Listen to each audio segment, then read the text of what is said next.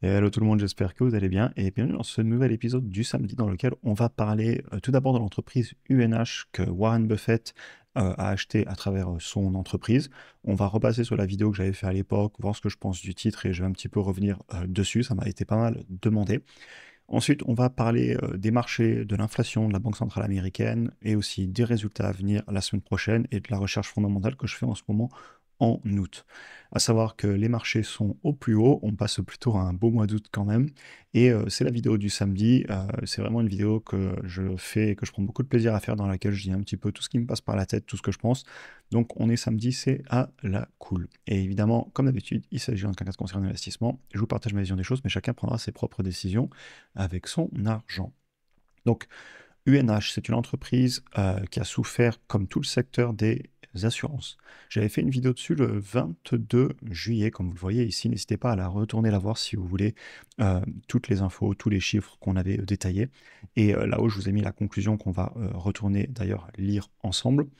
Le titre, il était à la hausse ces jours-ci en bourse, notamment suite aux annonces que Warren Buffett est passé à l'achat dessus. Le titre est à 304 dollars. Quand on avait fait la vidéo à l'époque, on était à 280 dollars et elle est descendue jusqu'à dans les 240. On en avait parlé aussi pas mal, évidemment, dans le school. On avait mené une analyse complète, un prix cible. Et surtout, on avait parlé d'asymétrie dont je vais vous reparler un petit peu plus tard aussi.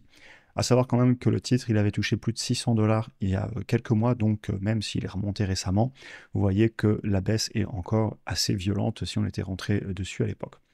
Donc globalement, sur cette entreprise, il y a eu des peurs court terme, notamment sur le fait qu'ils vont devoir augmenter leur premium. Et vous avez ici d'ailleurs une étude de Barclay qui montre toutes les demandes qui ont été faites d'augmentation de ces premiums au niveau de la ICA. Vous voyez que UNH a demandé pour 2026 26% d'augmentation. Et Oscar aussi, qu'on a déjà suivi sur la chaîne, plus 21. Et vous voyez que tout le monde est en train de demander. Donc oui, ils passent tous une période difficile. Les coûts des soins ont pas mal augmenté quand vous regardez. Mais sur le long terme, le business des assurances, d'ailleurs, je ne suis pas extrêmement fan, j'en ai déjà parlé sur la chaîne, mais oui, ils vont monter leur prix, puisque c'est au final toujours la même histoire, même si on a des mauvaises années, on augmente le prix des premiums, et ça repart. Et ça m'amène un petit peu à la conclusion que j'avais fait à l'époque, et ça va aussi vous faire comprendre pourquoi je pense que Warren Buffett est dessus.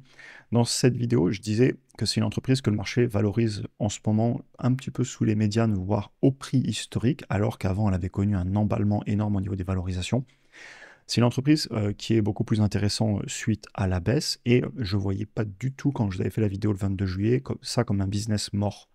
Je pensais qu'ils allaient juste remonter la pente, que ça prendrait du temps. Je suis pas inquiet pour eux sur le long terme, mais c'est toujours le cas. C'est pas parce que j'aime pas trop les business models des assurances que je vais spécialement m'inquiéter pour eux. Et comme je l'avais précisé, c'était assez tentant selon son style d'investissement, et je comprenais vraiment l'intérêt qu'on avait. C'est une entreprise qui est revenue sur des valorisations qui sont en ligne pour une entreprise mature, long terme, et qui voit sa valorisation quand même basse en ce moment.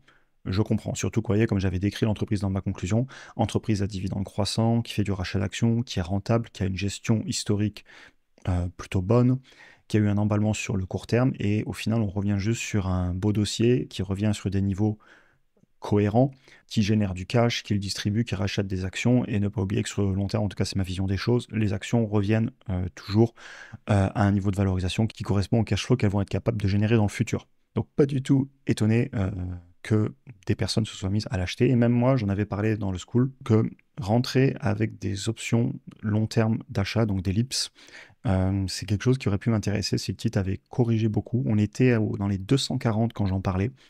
Et si ça avait baissé encore, ou si ça venait à recorriger, s'exposer en engageant peut-être 10 à 15% en prime par rapport au sous-jacent total contrôlé, en prenant des strikes, des prix d'exercice peut-être entre 3 et 400, c'était quelque chose que j'aurais pu faire si on avait baissé encore, si on était venu sous mon principe, parce qu'on n'en était pas loin, mais on n'y était pas encore.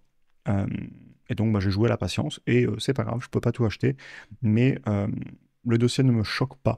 C'est juste que je peux pas tout avoir en portefeuille, mais comme j'avais dit dans l'autre vidéo, très belle entreprise avec une valorisation qui a quand même beaucoup corrigé. Et je comprends que certains s'y soient intéressés. Je continuerai à suivre le titre, et s'il venait à corriger, ce qui est pas du tout certain, mais sur le court terme, on ne peut pas savoir où une action va aller, c'est l'offre et la demande.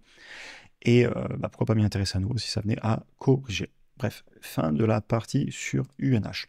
On passe maintenant un petit peu à tout ce qui est marché, inflation, banque centrale. Je partageais ce matin un graphique qui vous montre l'inflation depuis les années 70 sur tous les pays en inflation annuelle. Et vous voyez qu'il n'y a aucun pays qui a jamais touché les 2%. Euh, Au niveau de la France, Chine, USA, Canada, on est plutôt autour des 4% depuis maintenant 50 ans.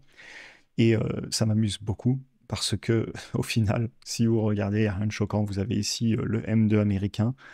Et ben, ça y est, on est revenu sur des plus hauts historiques d'un point de vue de l'argent en circulation. Ils ont repris l'impression, ne vous inquiétez pas. Il y avait eu un tout petit peu de quantitative tightening, mais l'histoire est déjà finie, à mon avis.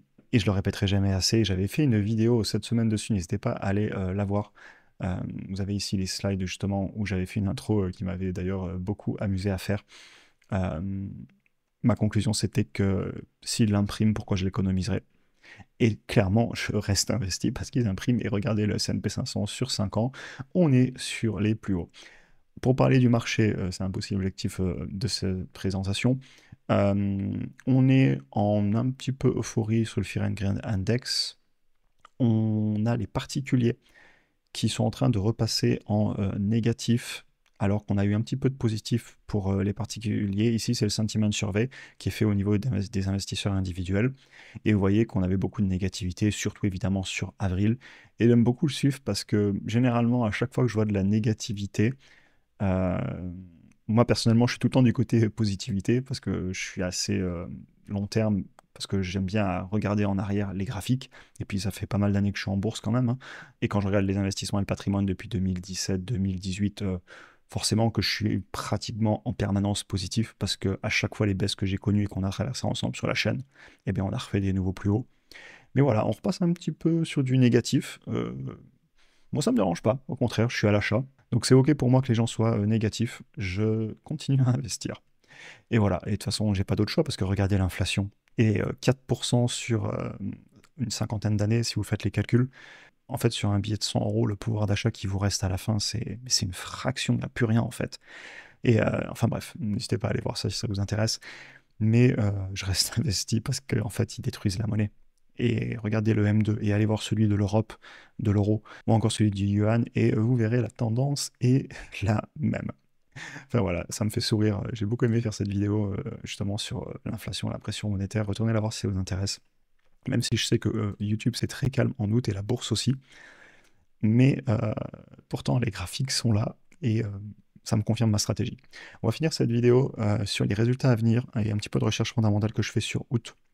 Semaine prochaine, pas mal de résultats qui vont m'intéresser, je regardais, notamment Home Depot, Toll Brothers, pour tout ce qui est l'immobilier. On sait que l'immobilier souffre aux États-Unis et je veux voir ce qu'ils ont à dire là-dessus. Ensuite, Target, Walmart, ben, la consommation, l'état du consommateur, hyper important pour moi. Et Estée Lauder, tout simplement parce que j'ai ELF en portefeuille et c'est le même secteur, de la même façon qu'on avait fait L'Oréal cette semaine. Maintenant que je suis exposé à ce secteur de la beauté, du maquillage, etc., eh ben, je suis les autres entreprises du secteur pour voir la tendance générale. Donc voilà pour la semaine prochaine les résultats et je profite d'août qui est plus calme en bourse sur YouTube aussi pour faire mes recherches fondamentales et pour vous donner un petit peu des idées, pas mal d'actions que j'étudie en ce moment parce que je veux vous le partager aussi, c'est l'objectif sur la chaîne que de partager mon parcours. Je vais regarder les résultats qui sont passés ou qui vont passer sur pas mal de boîtes et faire du fondamental. On pensera à New Holding. Alors j'ai déjà SoFi en portefeuille mais je la regarde parce que beaucoup sont intéressés, elle revient souvent notamment dans le programme, donc j'en parle. Zeta, il faut que je découvre ce dossier, on en a beaucoup parlé, on le traitait hier en vidéo aussi, et donc ben, je vous le partage aussi pour que vous ayez des idées de vos analyses que vous pouvez mener de votre côté, et certaines arriveront certainement sur la chaîne. On a déjà parlé d'Oscar sur la chaîne, on a déjà parlé de Grab sur la chaîne, on a déjà parlé de Nu sur la chaîne, aussi Oklo, entreprise dont vous êtes plusieurs dans le programme et être entré dessus il y a quelques mois sur le pari sur le nucléaire. Bravo à vous parce que le titre s'est très bien comporté, on l'a analysé aussi il n'y a pas longtemps. D-Local, j'avais regardé, il faut que je regarde à nouveau, Applovin aussi. Donc voilà, beaucoup de dossiers que je passe. Évidemment, ils viendront tous un jour ou l'autre sur YouTube, mais j'aime bien maturer les dossiers. Par exemple, quand je vous avais parlé de Grab ou encore d'Oscar ou encore de Nu, en fait, ça fait longtemps que c'est des dossiers que je suis de quelques semaines, voire même à de nombreux mois. Nu et Grab, ça fait peut-être 6 mois à 1 an que j'ai commencé à en parler. Oclo, ça fait longtemps que je l'ai regardé parce qu'on en avait parlé en coaching. Donc voilà, il y a tellement de dossiers, tout ne peut pas finir sur YouTube. Il y a plein de dossiers dont je parle tout simplement qu'au bout de plusieurs mois. Et la vidéo du samedi, vous voyez, je fais les tangentes, hein. Mais en fait, il y a tellement de dossiers à suivre que je les réfléchis, des fois je les oublie pendant quelques mois, je les ressors pendant les résultats, etc. Parce que j'aime bien réfléchir beaucoup avant d'investir mon argent, parce que comme je le disais en intro, c'est mon argent que j'investis, chacun investit son argent. Et donc je fais super gaffe sur ce sur quoi je rentre, d'autant plus qu'il y a YouTube, donc généralement tous mes investissements, ils sont aussi portés à la critique, d'ailleurs très souvent constructive, et ça m'aide beaucoup, mais aussi négative, donc bien évidemment que je fais gaffe, et avant tout surtout parce que c'est mon argent.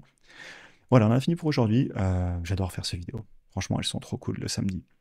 Pour conclure, UNH, très beau dossier qui ne correspond pas à mon profil, en tout cas sur les niveaux de valorisation qu'on a atteints jusqu'à maintenant, que je ne trouve pas surévalué, je l'ai déjà dit. Si ça venait à s'écrouler, je pourrais rentrer avec de la symétrie, mais ce n'est pas fait. Si ça venait à remonter, eh bien il n'y a pas de souci, tant mieux à ceux qui ont acheté. Je ne peux pas tout avoir en portefeuille. L'inflation, etc., tous les signaux vont dans mon sens. Il ne faut surtout pas que je sorte des marchés comme en avril, qu'on avait un changement de paradigme, que c'était la peur. Personnellement, j'ai acheté pas mal en avril et je continue à acheter. La tendance est claire pour moi. Et résultats à venir, beaucoup de boulot, et je profite d'août où YouTube c'est vraiment calme. Et là, c'est la fin de saison des résultats par Nvidia fin août. Et donc beaucoup de recherches fondamentales. J'espère que la vidéo vous aura intéressé. Je vous souhaite une excellente journée, un très bon week-end et à très bientôt pour un prochain épisode. Bonne journée à tous.